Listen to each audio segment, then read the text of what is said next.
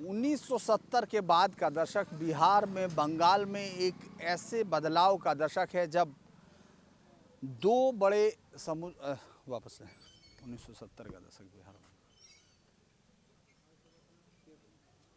1970 का दशक बंगाल और बिहार में एक ऐसे बदलाव का दशक है जब भूमिहीन किसानों ने एक तरह से बदलाव के लिए एक नई उभरती हुई विचारधारा के साथ अपना रिश्ता जोड़ा और फिर उसने गांव-गांव में तनाव बनाता चला गया। यानी ऊपर नीचे तमाम भूमिहीन मजदूर और भूमिहीन किसानों ने एक लंबा रास्ता कम्युनिस्ट पार्टी के साथ मिलकर जोड़ा और उसमें वो तमाम लोग जिनके पास ज़मीनें नहीं थी, जिनके पास कुछ गांव की मजदूरी के अलावा कोई रास्ता नहीं था, उनके सीधे टकराव होने लगे। और उसका अंतर ये हुआ कि बिहार का वो दौर अगर याद करते हैं 70 से 90 और 90 से 2005 तक का एक लंबा अनुभव है जब जहां बिहार की धरती कई बार खून से लाल हुई। और भोजपुर वो इलाका है जहां एक दो नहीं लगभग 20 के करीब नरसंहार हुए, जिसमें एक तरफ तो माले और दूसरी तरफ रणवीर सेना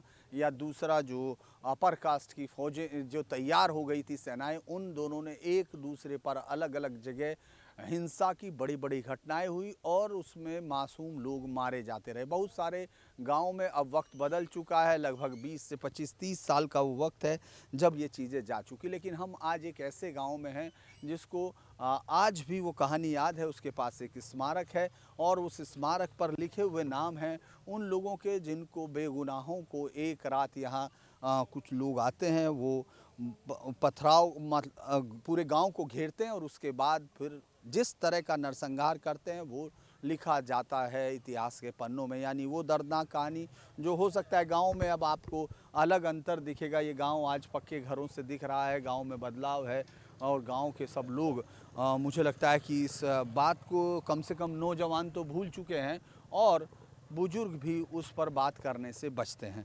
हम लोग यहाँ कुछ लोगों से बातचीत करने की कोशिश करेंगे कि वो समझेंगे कि क्या वो हैं।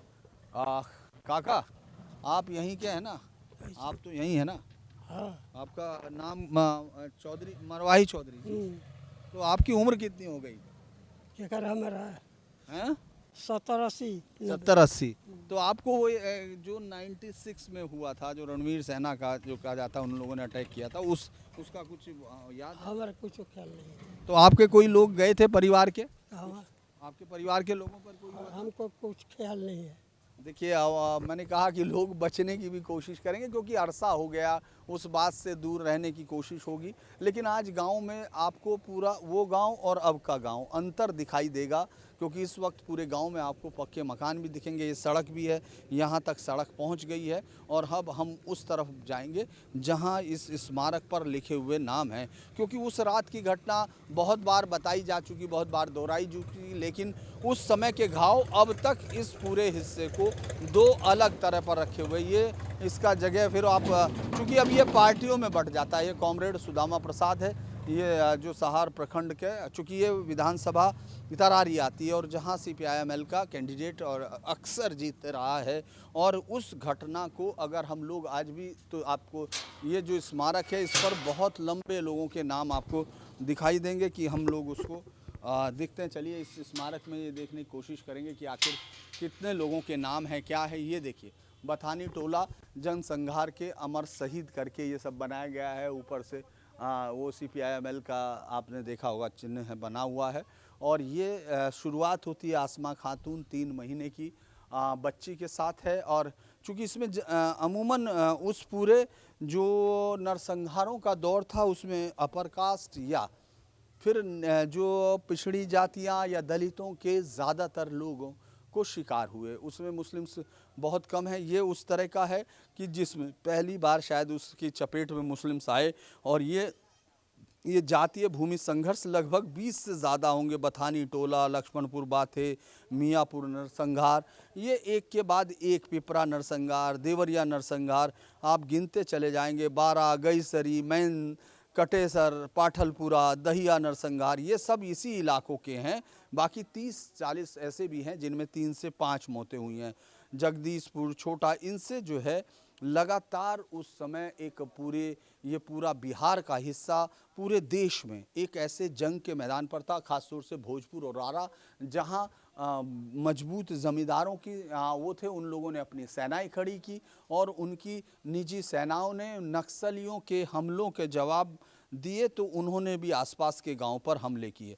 ये लगातार लंबे समय तक चलता हुआ है। यहाँ बथानी टोला, अगर हम इसकी बात करते हैं तो उस रात क्या हुआ था, ये बथानी टोला की बात है, जो भोजपुर ज़िले के तरारी इसमें आता है। ये आरा से लगभग 30 किलोमीटर दूर था।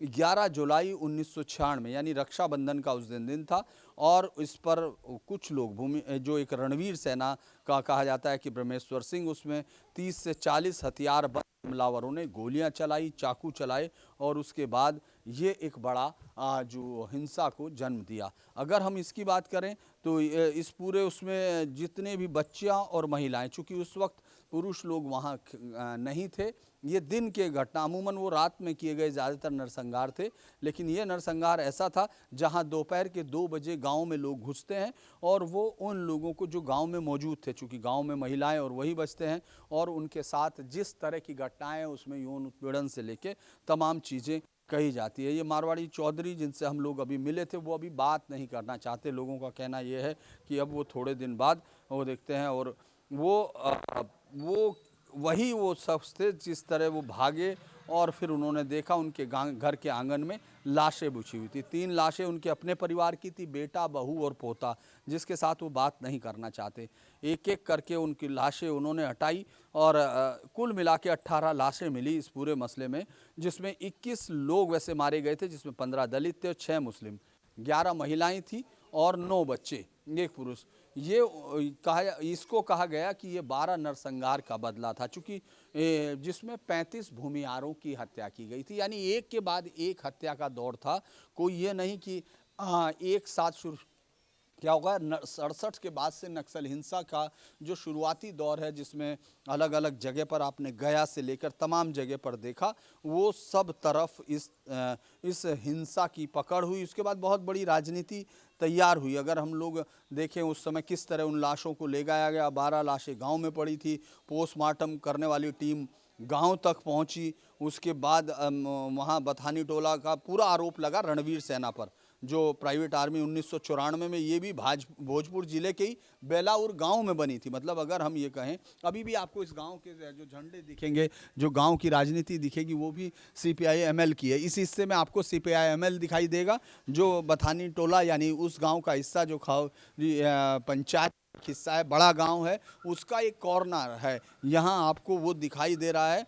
अब ये था कि इसमें जब जो रणवीर सेना पहुंची, और उसके बाद नरसंहार के 2 दिन बाद 13 जुलाई को मुख्यमंत्री लालू प्रसाद यादव बथानी टोला पहुंचे। बिहार के DGP भी साथ में थे। गांव वालों ने, मुख्यमंत्री आए हैं तो भीड़ ने उन्हें घेर लिया, और इस्तीफा मांगा गया, वापस लौटना पड़ा मजबूरन। लेकिन बिहार की सरकार ने कहा कि 1-1 लाख रुपया उनको दिया जाएगा, और ये उधर सरकार लिपापोती करने में जुटी। 9 पुलिस वालों को सस्पेंड किया गया। लेफ्ट और बीजेपी लगातार प्रोटेस्ट करते रहे। केंद्रीय जो इंद्रजीत गुप्ता है, वो खुद यहाँ पहुँचे, केंद्रीय गृह मंत्री, और उसके बाद उन्होंने इस पर बातचीत की। इसके बाद इनको लालू प्रसाद यादव ने, चूँकि उसके तुरंत बाद 6 जुलाई को, यानी कुछ ही दिन बाद, ठीक 1 साल बाद पार्टी टूटती है, जनता दल से RJD बनता है, उनकी पत्नी मुख्यमंत्री बनती है, और फिर ये कहानियाँ अलग तरह चली जाती है। इसमें पुलिस ने 62 लोगों के खिलाफ अपहरण, आगजनी और इन सब को घोषित किया गया, और 53 आरोपियों का ट्रायल चला था। ये बहुत दिन तक 2002 से 11 तक रहे। यहाँ 16 गवाह बने, और लेकिन 14 साल बाद जब इसका फैसला हुआ तो उसमें 3 को फांसी दी गई, 20 को उम्र कैद, पर हाई कोर्ट से सब बरी हो गए थे। सुप्रीम कोर्ट की सुनवाई 2019 के बाद हुई थी। तो ये आज भी, इसके बाद जो पॉलिटिकल बदलाव आए, वो भी बड़ी चीज़ है। जिसके बाद जो पॉलिटिकल बदलाव आए, उसमें सबसे पहले RJD की सीटें घटना शुरू हुई, क्योंकि बिहार में RJD जो 1998 में लोकसभा चुनाव हुए, उस वक्त तो बिहार में उनके पास काफ़ी ज़्यादा सीटें थी। लेकिन 1998 का वो दौर, और उसके बाद लालू प्रसाद यादव कभी अपनी उस ताकत को धीरे धीरे खोते चले जाते हैं, और इसके साथ साथ नक्सल मूवमेंट था, उस पर भी असर पड़ने लगता है।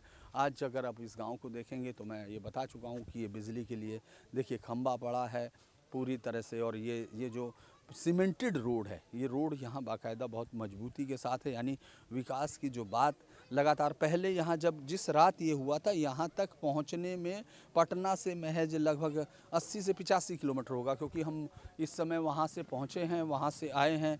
अगर हम लोग आरा से देखें तो आरा से भी 30-35 किलोमीटर है, लेकिन उस वक्त शायद यहाँ तक आने में इतना लंबा समय लगता था, सड़कें नहीं थी, और ये गांव भी उन मज़दूरों और उनके साथ था जो शायद कच्चे घरों से था। लेकिन वक्त बदल जाता है, कहानियाँ बनी रहती हैं, और उनके साथ जो समाज में बँटता है हिस्सा, वो भी बना रहता है। आज भी ये गांव के इस हिस्से में आपको CPI-ML के झंडे दिखाई देंगे, तो गांव के दूसरी तरफ जहां ऊंची जातियां रहती हैं, उनके यहाँ से आपको कुछ और रोष दिखाई देगा। वीडियो जर्नलिस्ट सौमित्रों के साथ धीरेन्द्र पुंडीर, बथानी टोला, भोजपुर।